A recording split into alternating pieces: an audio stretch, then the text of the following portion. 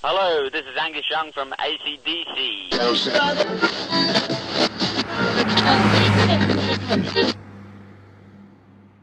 Well, Angus, it's been more than a decade since the last live ACDC album. You guys have had a reputation as being the definitive live band. Why so long for another live album? Well, a lot of it was to, really, because, I mean, we had Brian, who's been with us nearly 12, coming on to, it's 12 years now, you know? So we wanted to really give him a good lot of studio albums under his belt, you know, so that he could, I mean, we had done the If You Want Blood album with, and it was all Bon, and, it gave Brian a better chance, I think. He gets, we wanted Brian to have a lot more studio stuff, so that, we could get out there and perform, because, I mean, an ACDC show is, a good 2/3 of it's from, from our early days. In Germany alone, there's 48 ACDC bootlegs. Does that surprise you? Sure. I mean, we've had, every time we have a tour through Europe, there's bootlegs are going down all the time, you know? And it's not that, I think for us, we thought, well, look, they've got all those bootlegs are going out every tour you do, so here's an official one, you know? The last tour you did lasted 18 months, and that included Moscow, and you played to, what, 1.5 million people there, 1.2 million people?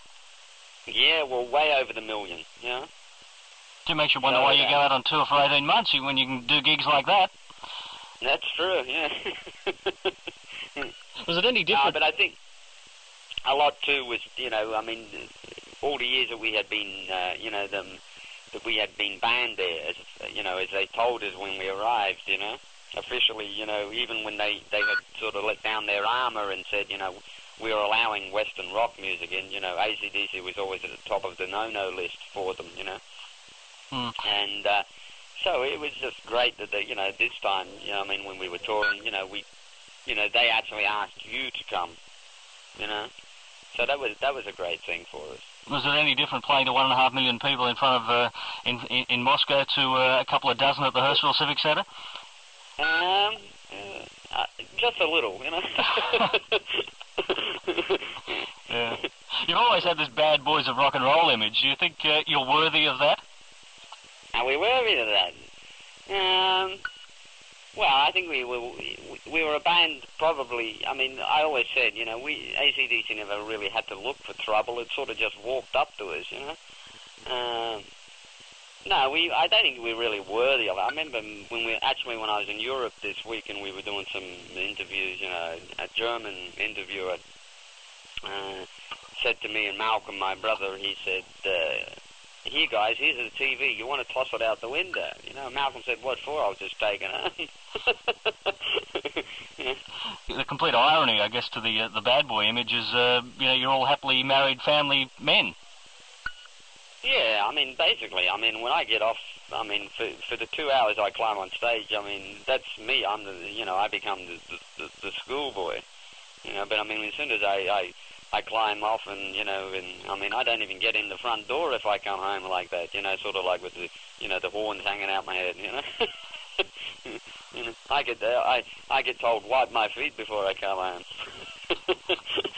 So Mrs. Young doesn't dress up in the schoolgirl uniform then to greet you? He wishes. Yeah. Well, actually, I've read too that you're very much into painting. You do a lot of landscapes. Is that right? Sure. I'll have a crack at anything, really. Yeah. Mm. Well, what sort of... I've even been given a paintbrush and told to do a little bit of wall painting. Yeah, what sort of lifestyle do you think the fame and the wealth has created for you then? Well, for me, I've always been a lover of simple things. I've never been one for the sort of flashy, the flashy lifestyle. And I think that's probably the same from ACDC. I think that's probably one of the reasons why we stand out as who we are. We're just one of those bands that, I think if you said to someone, describe me, a rock guitarist, I'm sure they would give you any picture, but somebody like myself, with the shorts and the, the school suit on. Yeah. So I think we've always probably been a little bit different from the rest, I think. What about material? So, material things, I've never really been a big lover of the flashlight. The big house with the big swimming pool and the couple of bimbos on each arm. Throw in the 2 bimbos, maybe. Yeah. So I then take it for granted that you've still got the Holden panel van parked in the driveway. Yeah, well, pretty much so. It's a pretty. I mean, a lot of people even laugh. I mean, at how you are as a person. But I mean, I've even gone to shows and say an ACDC show, and I've just walked in with the crowd, and And in fact, it's very rare somebody will even spot me because they're always looking for the guy in the school suit. Do you see yourself now competitive with younger bands like Guns N' Roses? Well, not really. I think you've been there, seen there, done it.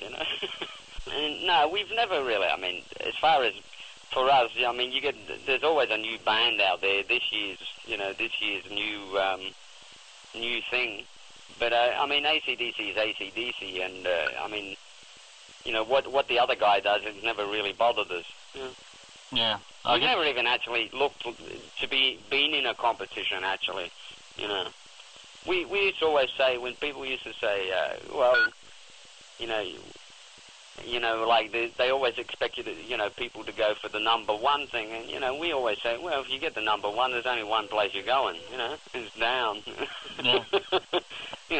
We'd rather be top 5 for 20 years, Yeah. Well, it's interesting. You've seen them come and go over the years. I guess it makes a nice change from if you have to be competitive with anyone, from being competitive to sherbet or skyhooks like the good old days.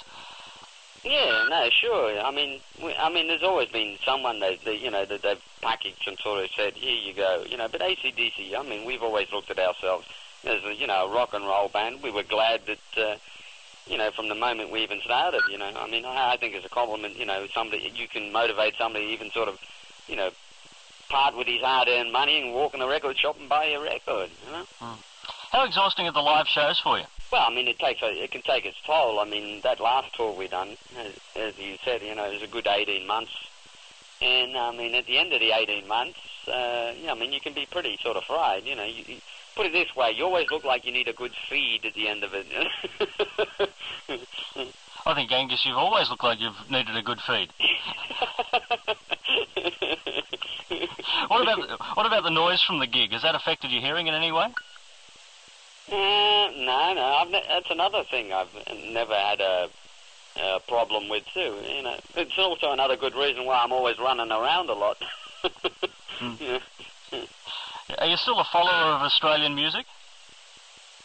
If I'm there, if I get into Australia, I mean, sure, you pick up of what's happening there, But I mean, a lot of the people is still around from when I was there, and even at the beginning. Jimmy Barnes is still churning out songs, I hope. Yeah, in fact, he's recording at the moment. Yeah, no, there's still a lot of the old school there, from there, and then I know you got a lot of new things, happening, in excess and such, What do you listen to at home then? At home, I've still got I've got a minimum record collection, but it's, I'm one of these people. I go in a record shop and my habit is sort of, I go in and, I pick up an album. The trouble is I've usually already got it, Yeah. So, but for the last, I think I've got about 8 copies of Muddy Waters, 4 copies of a B.B. King album. Do you still consider yourself an Australian band?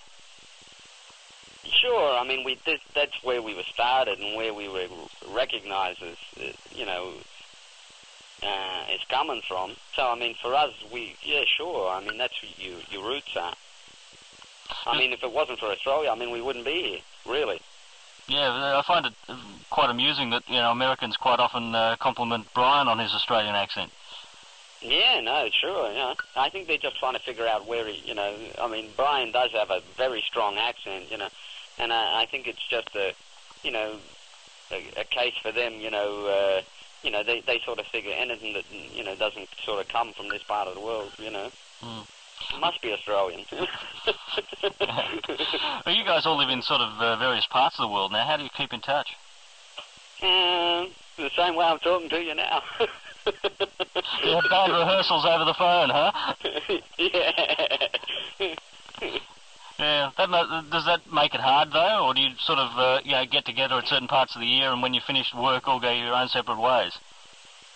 No, usually after a tour, I mean, we all like to get home for a couple of months and see, feed the cat and dog and such, But, no, we usually, there's some points during the year that we do get together and sort of decide what we're going to do, plan for that year, So, put it this way, if I haven't seen, say Brian, I haven't seen actually Brian since I was last on the road, so... I walk in, the first thing I see when I walk in the hotel door, there's Brian leaning against the bar, where he was where I left him, Well, at least you always know where to find him. That's right, Yeah. When critics often do polls for the world's best guitarists, they're always talking about people like Eddie Van Halen. They rarely talk about you. But the fans do. How do you feel about all of that? We started life as a band, really. ACDC was a band, first and foremost, and, we never looked at ourselves as a sort of, an individual piece, and that's always been the way we've looked at it, I've never gone out there and said, hey, look, ACDC's one sort of, guitar solo, and here's your drum solo, here's your bass, ACDC is just a combination of, 5 guys who all play the same, who all play, with the same intent in mind. We get out there to, play a bit of rock and roll. We're not really a band of, 5 individual guys sort of displaying their technique, Yeah, but you've knocked out some pretty impressive lead breaks over the years, but people like Jimmy Page seem to get all the credit for it. Yeah. No, sure. We get our things, but then again, there's a lot of. I'm quite lucky. You'll probably find there's a hell of a lot of people out there that'll say ACDC actually incited, were the ones that inspired them to actually pick up a guitar. So, I think that's a compliment in itself too. What's your favourite ACDC cover version? Favourite ACDC? I think, one of the most interesting ones is I heard a French band do a version of one of the tracks of ours off of Dirty Deeds, Ride On, the song Ride On. And I was in Paris and, the guy played it to us, And it was certainly unusual, to hear it being sung in a foreign language. Well, there's a new country and western version of Highway to Hell just been released here by a band called the Far Gone Beauties. The Far Gone Beauties, huh? That sounds good, yeah. Well, that'll be interesting too. I'll need to get a copy of that. Yeah, and Tiny Tim, of course, did Highway to Hell last year. Ah, yeah.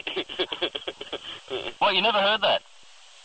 You mean? No. Well, a lot of the times, I get home, I sort of see my relatives and that, and if I do get a little bit more time, then I can sort of catch up on what's the news, but 9 times out of 10, that's when I get home. That's what I do. What's kept ACDC going after all these years? There must have been times where you sort of would have wanted to call it a day in the past? No, not really. I think about the only time we ever really came to a thing was really when Bon died. That was a big decision if we should go on or stop. But ever since that time,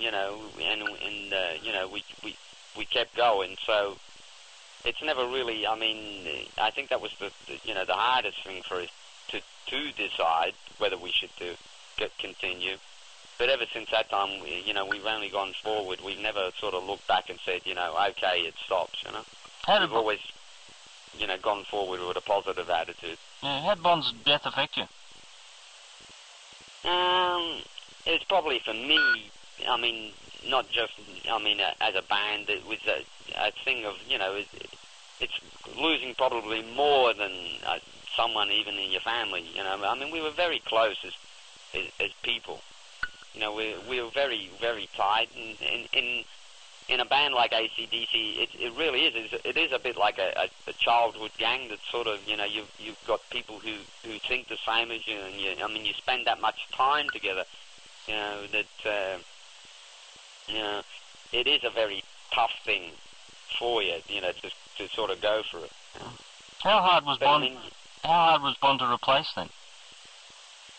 Well, that was also difficult too, in the sense that we really didn't know. In fact, at the time when people were, you know, I mean, there was a lot of people saying, "Oh, go on," or and a lot of people saying, "Oh, no, you know, you should stop, maybe," you know. So I mean, to even think at the time when we even thought about it, you know, we didn't even really want to look for a singer. All I know is that my brother Malcolm called me up one day and said, "Look, you know, you guys, you know, we should just get together and just keep writing songs, and it'd at least take us out of, because we were just moping around at the time." So he said, you know, this will just keep our minds away from it, and then we can decide when we, you know, felt more what we should do, you know. And I mean, as far as replacing someone like Bon Scott, I don't think you could ever replace someone like him. I think it's just, you know, we're lucky we met Brian Johnson, and Brian himself is, you know, he's, you know, he has his own character too.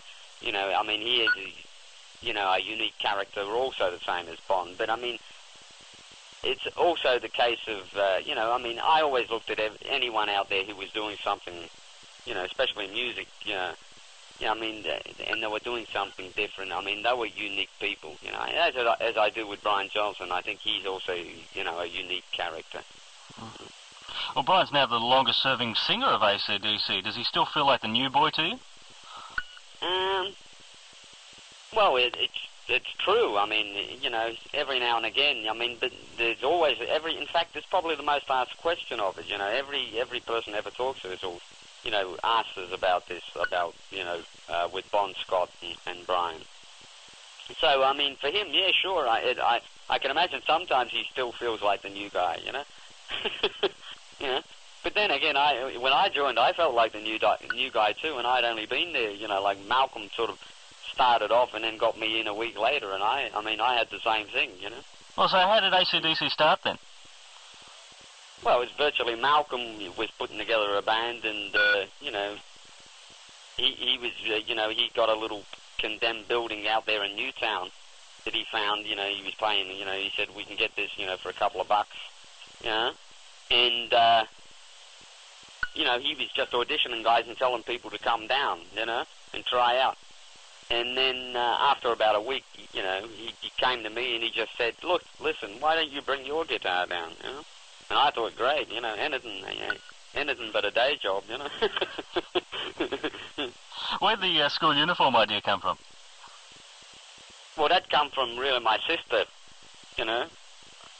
You know, she used to always say, well, you know, Angus was always running home and grabbing his guitar, and you know, he had his school suit and he was out the door, or I'd be locked my room, you know, and sort of, you know, banging away on the guitar. So my sister always remembered me, you know, whenever she saw me with a guitar, I had that school suit on. So when we formed the band, you know, she said, you know, why don't you keep your suit on? You know, it'll give people something to look at. You know? Is it from any specific school, that uniform? Was it actually, it was my original one. The first one I was wearing was actually from my original school, from high school. And it was good for me, too. I could get back at them, you know. It must be a sense of humour in the fact that you've got all these hundreds of kids that go to school every day, then dressed like Angus Young, then. That's true. Yep. Yeah. What about growing up? Is it safe to assume your brother George would have been a major influence on you? I think, yeah, sure, we admired what he was doing, you know, but I mean, he was also, you know, I mean, we never really actually saw him a lot, because he was like yourself, he was always on the road doing something, you know. But when he was around, I mean, sure, we were heavily influenced by him. Wasn't it his wife Sandra who came up with the name AC/DC? Well, a bit of combination, you know. I mean, we were tossing around names, and she she fired off that one, and it just stuck. We just thought it was a great name, and we needed a name quick because we were going to this agency in Sydney, and they saying, well, we got some gigs coming up in New Year, so it was good that we did have a name. Who are your guitar heroes? My guitar heroes, I like people like B.B. King, Buddy Guy's a great guitar man, and my all-time favorite, Chuck Berry, I like. Any of the more recent acts? Recent species. Yeah. Well, I've really not been. I mean, a lot of the thing today seems to sort of be fast and furious. I think there's more. In fact, the more I look at it, the more I start to admire, people like my brother Malcolm, the rhythm playing, because they seem to be a dying species, good rhythm guitarists. There's not many of them seem to be coming up in these new style music world. But there is some great ones at it, though. You Keith Richards, Ike Turner. I mean, these are all great rhythm players. The ACDC releases seem to be spreading out a bit now. In 1975, you had 2 albums out. From 75 to 77, there were 4. And in the last 7 years, there have been 3 in a soundtrack, not counting the new live album.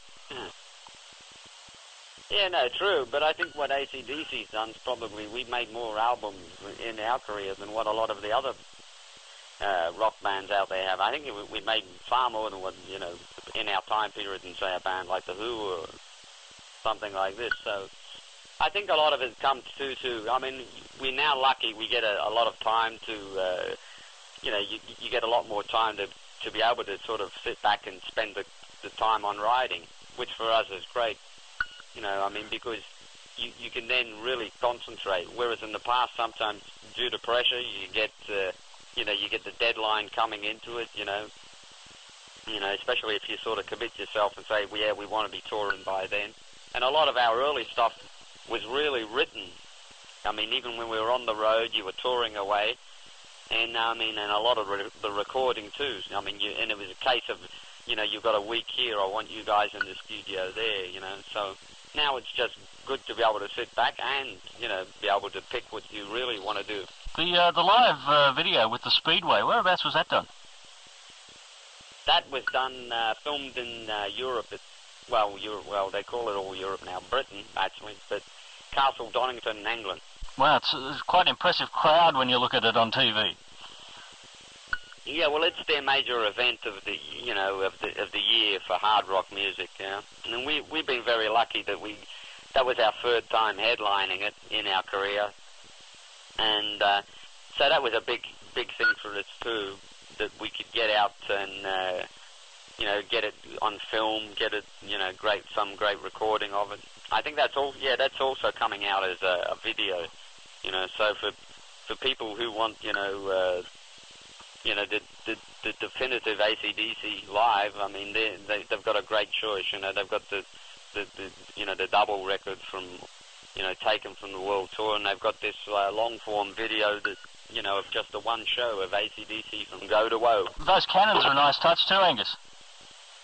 The cannons, yeah. Well, they're, they've been part of us ever since the album For Those About to Rock, And when we came up with the idea, we were looking for something. At the time, actually, there was that royal wedding going on, with Prince Charles and Di. And we were in Paris, and we were, putting down demo tracks for that album. And when we were doing that song, we just stopped and we could hear those cannons going off from one of the guys had the TV on of the royal wedding. So it just sounded good, and I thought, great, why don't we try that?